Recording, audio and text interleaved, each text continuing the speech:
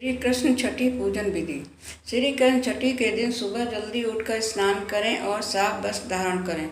इसके बाद लड्डू गोपाल को पंचामृत से स्नान कराएं। इसके लिए दूध, घी, शहद, शक्कर और गंगा जल से बने पंचामृत का प्रयोग करें। इसके बाद शंख में गंगा जल भरकर लड्डू गोपाल को फिर से स्नान कराएं। स्नान कराने के बाद भगवान को पीले रंग के वस्त्र पहनाएं और उनका श्रृंगार करें। इसके बाद लड्डू गोपाल को माखन मिश्री भोग लगाएं। भोग लगाने के बाद भगवान का नामकरण करें। माधव, लड्डू गोपाल, ठाकुर जी, कान्हा, कन्हैया, कृष्णा, इनमें से जो भी नाम आपको अच्छा लगे वो चुन लें और भगवान को इसी नाम से पुकारें। इसके बाद भगवान के चरणों में अपने घर की चाबी सौंप दें और भगवान श्री कृष्ण से प्रार्थना करें कि वे सदैव आपके परिवार पर अपनी कृपा बनाए रखें और सबका पालन पोषण करें। इसके बाद लड्डू गोपाल की कथा पढ़ें और इस दिन अपने घर में कढ़ी चावल अवश्य ही बनाएं।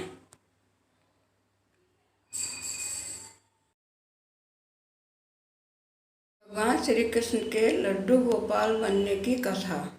पौराणिक कथा के अनुसार भगवान श्री कृष्ण के परम भक्त कुंभन दास थे। उनका एक बेटा था, रघुनंदन। कुंभन दास के पास भगवान श्री कृष्ण का एक चित्र था जिसमें वह बांसुरी बजा रहे थे। कुंभन दास हमेशा उसकी पूजा में ही लीन रहते थे। वह अपने प्रभु को कभी कहीं भी छोड़कर नहीं जाते थे। एक बार कुंभन दास के लिए वृंदावन से भागवत कथा के लिए बुलावा आया। पहले तो कुंभन दास ने उस भागवत में जाने से मना कर दिया, परंतु लोगों के आग्रह करने पर वे जाने के लिए तैयार हो गए। उन्होंने सोचा कि पहले वे भगवान श्री कृष्ण की पूजा करेंगे, इसके बाद वह भागवत कथा करके अपने घर वापस लौट आएंगे। इस तरह से उनका पूजा का नियम भी नहीं टूटेगा। कुंभन दास ने अपने पुत्र को समझा दिया कि भोग मैंने बना दिया है, तुम ठाकुर जी को समय पर भोग लगा देना, और वे चले गए।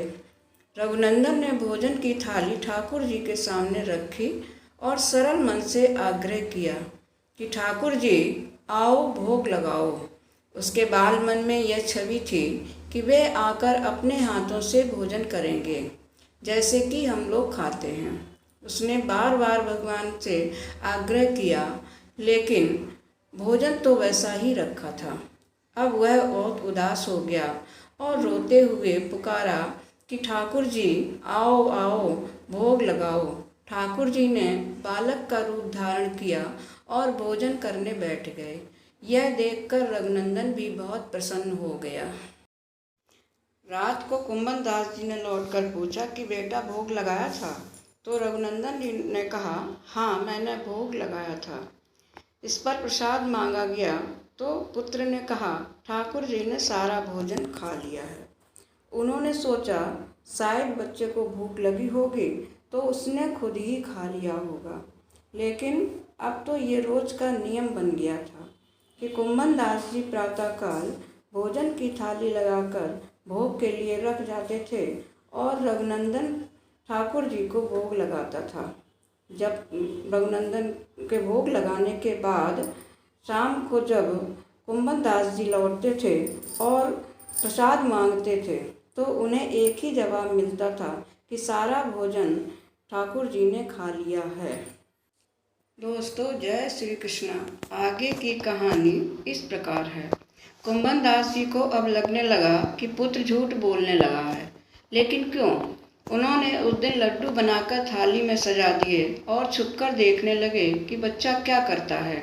रघुनंदन ने रोज की तरह ही ठाकुर जी को पुकारा तो ठाकुर जी बालक के रूप में प्रकट होकर लड्डू खाने लगे। यह देखकर कुंभन दास जी दौड़ते हुए आए और प्रभु के चरणों में गिरकर विनती करने लगे। उस समय ठाकुर जी के एक हाथ में लड्डू और दूसरे हाथ का लड्डू मुख में जाने को ही था कि वे जड़ हो गए। उसके बाद से उनकी इसी रूप में पूजा की जाती है और वे लड्डू गोपाल कहलाए जाने लगे। दोस्तों, जय श्री कृष्ण।